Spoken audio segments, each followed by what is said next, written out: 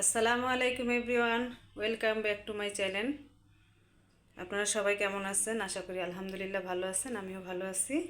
তো আপনাদের মাঝে আজকে একটা রেসিপি নিয়ে আসছি সেটা হচ্ছে কিছু আইটেম দেখাবো যেটা আমরা সহজে হাতে ডলে ভর্তা করে খেতে পারি। অনেক সময় দেখা যায় ভর্তা পাটটা অনেকেরই পছন্দ, তো অনেক ঝামেলা হয় পাটায় পিষতে। কিছু কিছু আইটেম আছে যা হাতে মেখে খাওয়া যায়, খুব চটজলদি হয়। সেই উপকরণগুলো কিছুটা আমি আজকে আপনাদের শেয়ার করব। সেটা হচ্ছে নিয়েছি এর জন্য আমি ডাল ডাল ভর্তা করব, আর হচ্ছে আদা পাকনা টমাটো, আর কুচো চিংড়ি, আলু, ডিম, ধনিয়া পাতা, আর হচ্ছে পেঁয়াজ আর বেগুন। এগুলো আমি আজ সবগুলোই হাতে মেখে কিভাবে ভর্তা করা যায় ওই রেসিপিটা আপনাদের সাথে শেয়ার করব। কিছু উপকরণ হচ্ছে আমি সহজে তাড়াতাড়ি করার জন্য রাইস কুকারে ভাত চড়াই দিছি, ওইটার উপরে চাটনিটা দিয়ে আমি হচ্ছে ডালটা দিয়ে দিব এক মাঝে। পাশে ডিম দুইটা ধুয়ে নিছি, ডিম দুইটা দিয়ে দিব, আর হচ্ছে আলুগুলোকে দিয়ে দিব। তাহলে আমার তাড়াতাড়ি করে আমি এটা হয়ে যাবে একসাথে। আর হচ্ছে আপনাদের যাদের রাইস কুকারে ভাত রান্না করেন না, চুলায় করেন, সেক্ষেত্রে আপনারা প্রেশার কুকারে এগুলো সিদ্ধ করে নেবেন, তাহলে জলদি হয়ে যাবে আপনাদের। এখন এটা আমি ঢেকে দিব সিদ্ধ হওয়ার আগ পর্যন্ত। আমার ভাতটা হয়ে যাবে, তার পাশাপাশি আমার এগুলোও সিদ্ধ হয়ে যাবে, এই জন্য আমি এভাবে দিয়ে দিছি। এদিক দিয়ে আমি ভর্তার সাথে খাওয়ার জন্য মিষ্টি কুমড়া আর হচ্ছে আপনার ইলিশ মাছ ভেজে নিব। ভর্তার সাথে ভাজাটা হলে খেতে আরও ভালো লাগে।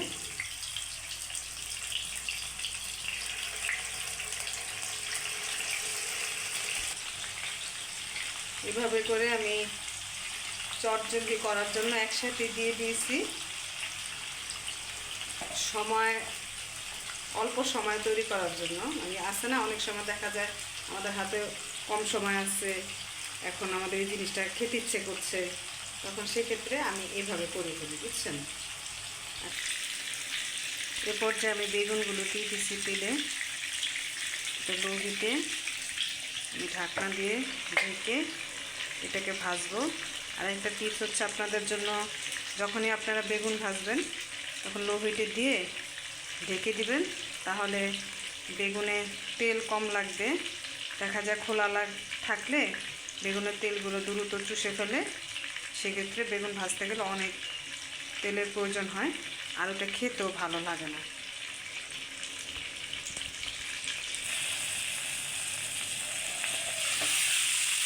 দেখেন এটা আমার ঢেকে দেওয়াতে কত দ্রুত 2 মিনিটের মধ্যে সিদ্ধ হয়ে গেছে। এটা যেহেতু আমি ভর্তা করবো, তাই একটু ভালো করে ভেজে নিচ্ছি। খুব ভালো করে ভেজে তারপর এটাকে তেলের থেকে উঠিয়ে দেব। আমি কতগুলো শুকনো মরিচ তেলে নিচ্ছি। আমি একইভাবে টমেটোগুলো বেগুনের মতো করে একটু লো হিটে ভালো করে ঢেকে সিদ্ধ করে নিব। তেলের মধ্যে পরে তেলে ওগুলো তুলে ফেলবো। এখন আমি এটাকে একটু ঢেকে দিচ্ছি, ঢেকে না দিলে এটা সিদ্ধ হবে না। আমার ভাত হয়ে গেছে। এর সাথে সাথে আমি যে উপকরণগুলো দিয়েছিলাম ভাতের সাথে, এগুলো দেখুন কি সুন্দর সিদ্ধ হয়ে গেছে।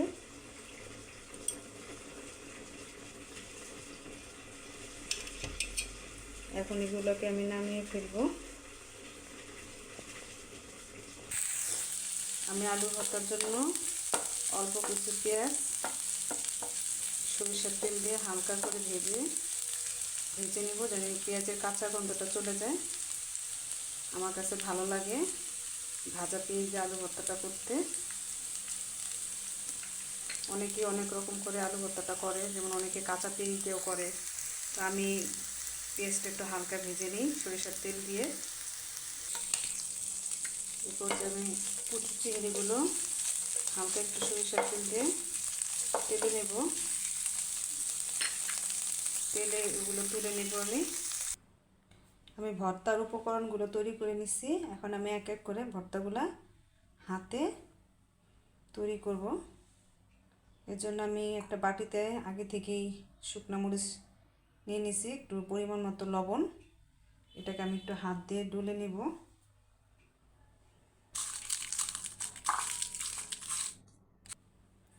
আমি এভাবে ডলে নিছি। এটার মধ্যে এখন আমি বেশি কিছু পরিমাণ পেঁয়াজ নিয়ে নেব। এটা হচ্ছে আমার পেঁয়াজ মাখা ভর্তা। এর সাথে আমি কিছু ধনিয়া পাতা কুচি নিব এবং এটার মধ্যে আমি পরিমাণ মতো একটু সরিষার তেল নিয়ে নিব। এই পেঁয়াজ মাখা ভর্তাটা খেতে এত স্বাদ, যেটা আপনি গরম ভাত দিয়ে খান তাহলে মনে হবে যে এই ভর্তাটা দিয়েই আপনি ভাতটা পুরোটা শেষ করতে পারবেন খেয়ে। আমার কাছে খুব ভালো লাগে আর এটা গরম ভাতের সাথে অনেক মজা। তো এইভাবে আমি হাতে একটু মেখে নিছি। বেশি জোরেই করবেন না, তাহলে এটা থেকে পানি বেরিয়ে আসবে। এই যেভাবে আমি এটা মেখে নিছি, এখন এটা আমি তুলে নিব বাটিতে। আমি এটাকে আপনারা পেঁয়াজ ভর্তাও বলতে পারেন, পেঁয়াজ সালাদও বলতে পারেন। এটা হচ্ছে এত স্বাদ। আমি আপনারা যদি আবার এটা মনে করেন কোনো তরকারি নাই বা কোনো কিছু করতে ইচ্ছে করছে না, সেই ক্ষেত্রে আপনি একটু ভাত রান্না করে এই সালাডটা করে যেতে আপনি খান, আমি শিওর যে আপনার আর অন্য কোনো খাবারই মুখে ভালো লাগবে না। এটা এখন করব আলু ভর্তা। পরিমাণ মতো লবণ নিয়ে নিলাম, শুকনো মরিচ, আর পাশে আমি আগে থেকেই পেঁয়াজটা ভেজে রেখেছিলাম হালকা সরিষার তেল দিয়ে। এখন এটা আমি হালকা করে মেখে নেব, মরিচগুলো ভেঙে নেব।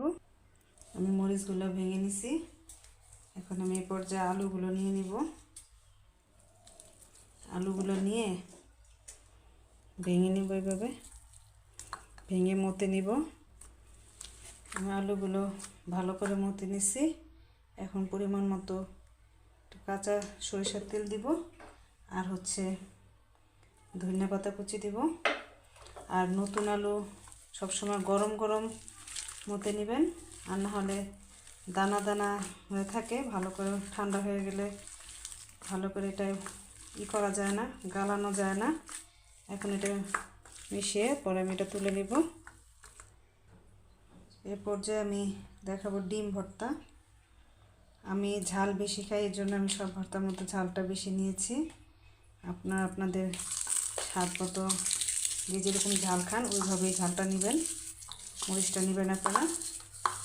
তো এখন আমি ডিমগুলো ভেঙে নেব এবং এটার মধ্যে আমি পরিমাণ মতো সরিষার তেল নেব, আর হচ্ছে ধনিয়া পাতা কুচি। এগুলোকে আমি ভালো করে মতে এগুলো তুলে নিব। পরিমাণ মতো কিছু পেঁয়াজ অ্যাড করে দিলাম। এখন এটাকে আমি তুলে নিব। পেঁয়াজটা আমার ভুল হয়ে গেছে, এটা মরিচের সাথে ডলে নেবেন। এই পর্যায়ে আমি দেখাবো শিঙি মাছ ভর্তাটা। পরিমাণ মতো আমি লবণ নিয়ে মরিচটাকে ভেঙে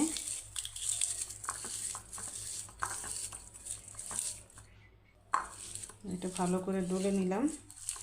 এখন আমি চিংড়ি মাছগুলো দিয়ে দিব। এর সাথে আমি কুচি করা ধনে পাতা আর হচ্ছে পরিমাণ মতো সরিষার তেল দিয়ে ভালো করে মতে তুলে নিব। এই পর্যায়ে আমি দেখাবো ডাল ভর্তা। ওর সাথে আমি পরিমাণ মতো লবণ নিয়ে এগুলো একটু মেখে নেব। আর হচ্ছে চিংড়ি মাছ ভর্তাটার মধ্যে আপনারা পেঁয়াজটা একটু বেশি দিবেন। এখন আমি এখানে ডালগুলো নিব, আর ডালগুলো অবশ্যই আপনারা ঠান্ডা করে তারপর নেবেন। নিয়ে নেব ধনিয়া পাতা কুচি, নিয়ে নেব পরিমাণ মতো সরিষার তেল। আমি সব ভর্তাতে আজকে সরিষার তেল ইউজ করছি, কারণ এগুলোর মধ্যে সরিষার তেল দিতে হয়।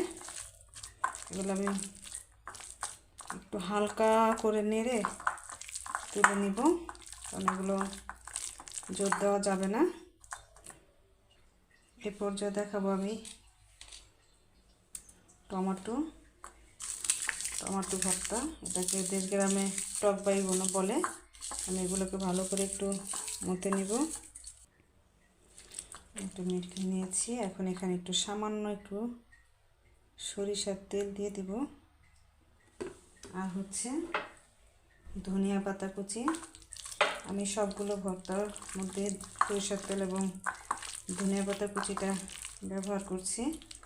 সরিষার তেল হাতে মাখা ভর্তা, সরিষার তেলটা অনেক স্মেলটা খুব ভালো লাগে, অবশ্যই দিবেন। আর হচ্ছে ধনিয়া পাতা কুচিটা, যদি ধনিয়া পাতা না থাকে সেই ক্ষেত্রে হবে, দিলে ভালো লাগে।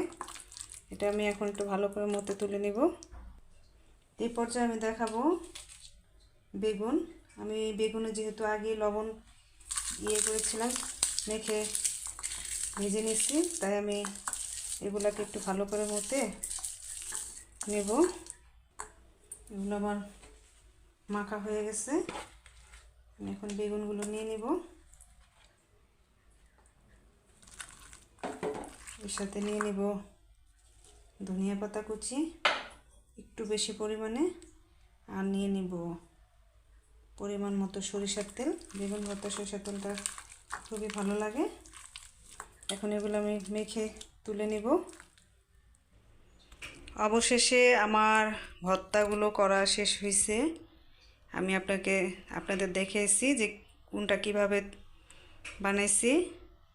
যদি আপনাদের ভালো লেগে থাকে একটা লাইক দিয়ে শেয়ার করে দিবেন, আমার পাশেই থাকবেন। আর অবশ্যই এভাবে ঝটপট করে অল্প সময়ের মধ্যে এই ভর্তাগুলো আপনারা বাড়িতে তৈরি করে খাবেন এবং আমার জন্য দোয়া করবেন। ফেসবুক পেজ থেকে দেখলে আমাকে একটা ফলো দিয়ে দিবেন। ইউটিউব চ্যানেল থেকে দেখলে লাইক, কমেন্ট এবং শেয়ার করে দিবেন। ভর্তা আইটেমগুলো কেমন লাগলো আপনাদের কাছে আমাকে কমেন্ট করে জানাবেন, কার কার এই ভর্তাগুলো খেতে ভালো লাগে। তো আজকের মতো এখানেই বিদায় নিলাম। আল্লাহ হাফেজ।